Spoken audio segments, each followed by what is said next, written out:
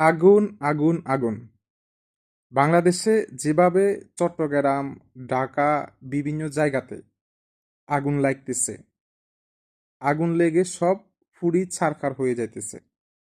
কালকে মানে পরশুদিন আর কি, কালকে শেষ হয়েছে। পরশুদিন রাতের যে ঘটনাটা ছিল, চট্টগ্রামে যে 9 তলা বিল্ডিং, যেটা গার্মেন্টস বা ফ্যাক্টরি, যেখানে টুপি বানায়, বিভিন্ন যে সরঞ্জাম যেগুলা বানায়, পুরা ছাই করে ফেলছে, পুরা ছাই। ঠিক আছে, আসেন,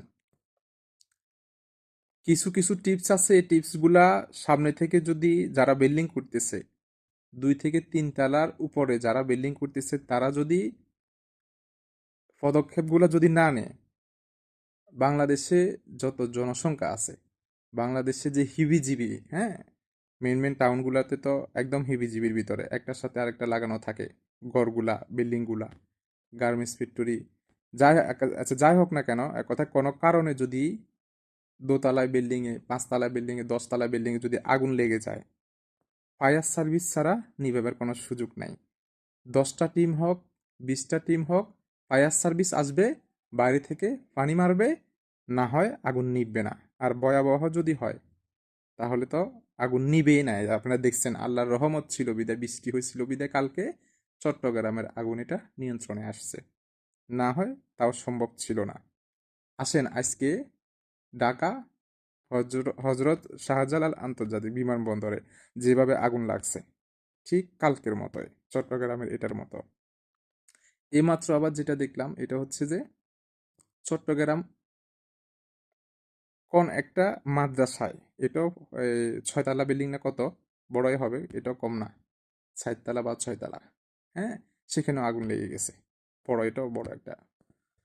এখন কথা হচ্ছে যে আগুন লাগছে কোনো সমস্যার কারণ লাগতে পারে, কিন্তু এটাকে সহজে যে নিয়ন্ত্রণ করবে ওই সুযোগটা বিল্ডিং যে করে ফেলছে, খালি কোটি টাকা যে খরচ করে ফেলছে, হ্যাঁ, এটা কিন্তু ডিজিটাল যে সিস্টেমগুলো আছে, এগুলা যদি না করে, পানির ব্যবস্থা যদি না রাখে ভিতরে, তাহলে ফায়ার সার্ভিস কখন আসবে, কখন নিভাবে, হ্যাঁ।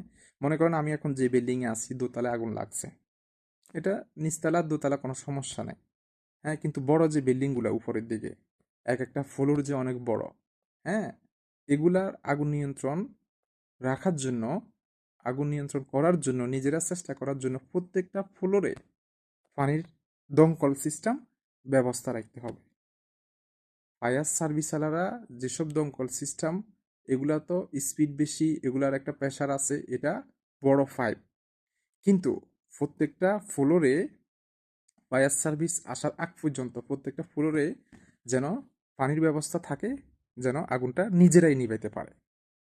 এই সিস্টেমগুলা আমি ইরাকে আছি, ইরাকের প্রশাসনিকভাবে বিভিন্ন জায়গায় যাদের দোতলা বিল্ডিং আছে, দোতলা হাসপাতাল আছে, উপরেরগুলা তো আছে, মানে নির্মে যেগুলো দোতলা বিল্ডিং আছে, 3 তলা বিল্ডিং আছে, সবাইকে অনুমতি দিছে যে এই সিস্টেমটা করে রাখতে হবে বাধ্যতামূলক।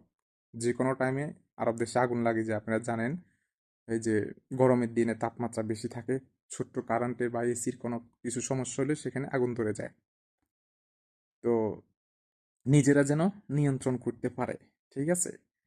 একটা সিস্টেম আমি এখন দেখাইতে পারতেছি না, কয়েকটা জায়গায় আমি নিজে দেখছি, আমাদের বন্ধু বান্ধব যে চাকরি করে, হ্যাঁ, আমার কাছে খুব ভালো লাগছে। মনে করেন যে আগুন লাগে গেছে, এই 5 এটার মুখে লক আছে, লক এটা খুলে দিব, ডাইরেক্ট টাঙ্কির সাথে এটা অ্যাডজাস্ট করা, এই লকটা খুলে দিলে এই যে 5 দিয়ে পানি চলে আসবে, দৌড়াদৌড়ি কিছু করা লাগবে না, খালি আগুন কোথায় সেখানে যে আপনার 5 এটা স্পিড থাকবে, এই যে অটো সিস্টেম, ব্যাস, আপনি নিজে নিভাইতে পারবেন।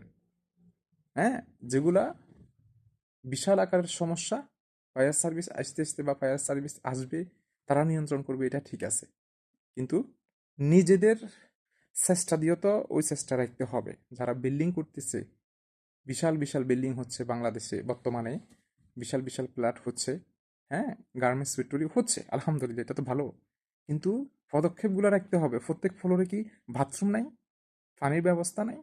তো প্রত্যেক ফ্লোরে যদি একটা দেওয়ালের পাশে যদি ছোট্ট একটা বক্স করে, হ্যাঁ, 5 সিস্টেম রেখে, সেখানে আলাদা একটা লাইন যদি করে রাখে, হ্যাঁ, মাঝখানে ফ্লোরের হ্যাঁ, মাঝখানে বিশাল বিশাল যেসব ফ্লোরগুলা এগুলাতে 2-3টা জায়গায় রাখবে, যেগুলা এই একটা ফ্লোর মনে করেন যে দেখবেন যে কি এই দেখেন যে 4টা ফ্ল্যাট করে, মানুষে ভাগ ভাগ করে।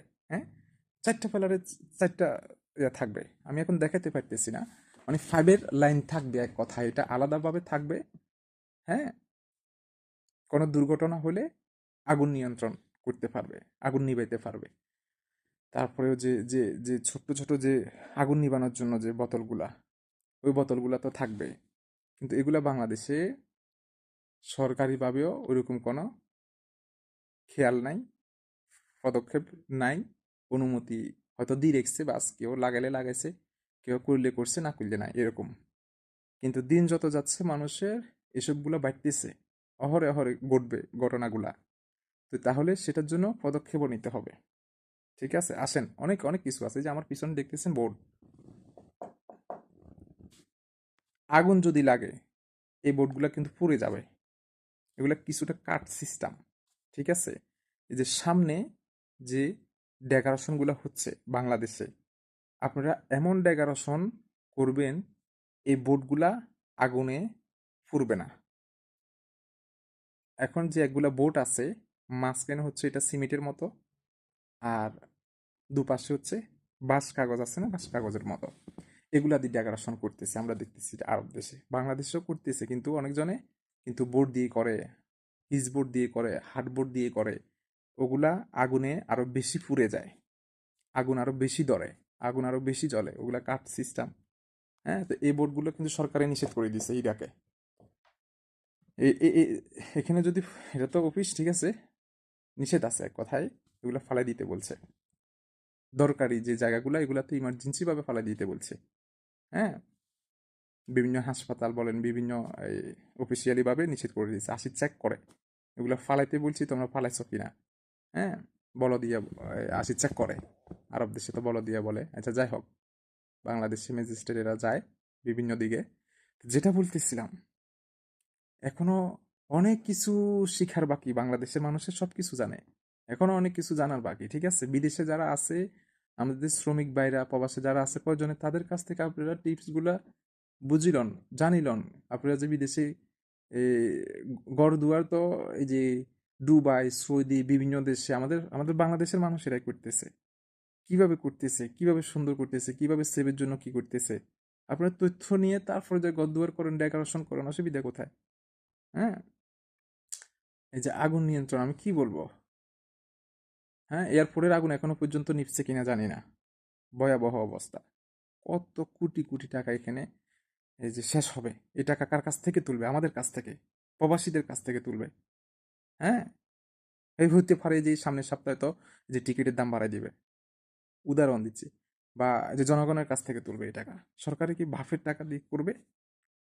হুম। তো এখন কত হচ্ছে, যথেষ্ট পরিমাণ সেভের জন্য, সেফটির জন্য যা যা প্রয়োজন এগুলা রাখতে হবে, সরকারিভাবে বিভিন্ন জায়গায় লোক পাঠাইতে হবে, টিম পাঠাইতে হবে। কি কি করা যায় এগুলা যারা বিল্ডিং করছে, গার্মেন্টস ফ্যাক্টরি যারা করতেছে তাদের কাছে পাঠাইতে হবে, এইভাবে থাকতে হবে, এভাবে সেভের জন্য করতে হবে, এই যে যারা চাকরি করে তাদের জন্য। ঠিক আছে, একটা গার্মেন্টসে হাজার হাজার সদস্য চাকরি করে, শ্রমিক চাকরি করে, এই যে 5 তলা বিল্ডিং, 10 তলা বিল্ডিং, হ্যাঁ, সিঁড়ি যেটা দিচ্ছে শুধু এটা, লিফট যেটা দিচ্ছে শুধু এটা, না হয় এখানে যে একটা দুর্ঘটনা হবে, যদি হয় এটা বাইর হবে, আর রাস্তা নাই। আরও এখন কি হয়, গেট লাগাই দেয়, মানে চুরিদারি হয়ে যাবে, কোনো সমস্যা হয়ে যদি হয়ে যায়, গেট লাগাই দিয়ে লোক এবার আর বাড়িতে পারে না। কিছু কিছু জায়গায় ভুলে কি করে, লকটা লাগাই দেয় দারোয়ানেরা, আর না হয় অফিস থেকে বলে দিয়ে গেট লাগা, হ্যাঁ, যেন বাইরের মানুষ না আসতে পারে চুরিদারি। তারপর ভিতরে আরো লোক আরো বেশি করে মরে থাকতে হয়। ঠিক আছে, এখন কথা হচ্ছে যে অনেক কিছু এখনো আমি মনে বুঝতেছি যে এখনো অনেক কিছু, হাজার লক্ষ ইঞ্জিনিয়ার থাকলে এখনো অনেক কিছু তাদের শিখার বাকি আছে। হ্যাঁ, আপনার প্রয়োজনে ওই যে বিদেশে যে সফর দিয়ে আগে শিখিয়ে আসেন, কিভাবে যেগুলা নিয়ন্ত্রণ করতে হয়, কিভাবে ইয়ে করতে হয়। হ্যাঁ, যে হারে আগুন দিয়ে পুড়ে যাচ্ছে, প্রত্যেকটা জেলা, প্রত্যেকটা বিভাগে এইভাবে চলবে। আমার গেছে বছর এরকম হয়েছিল, আপনাদের মনে আছে কিনা জানি না, গেছে বছর হয়েছিল বা কয়েক মাস আগে হয়েছিল। চট্টগ্রামে ভয়াবহ আগুন লাগছিল, বিভিন্ন বিভাগে লাগছিল, হ্যাঁ, ঢাকাতে লাগছিল, অন্য অন্য জায়গায়ও লাগছিল, হয়তো সবগুলো এখন স্মরণ নাই।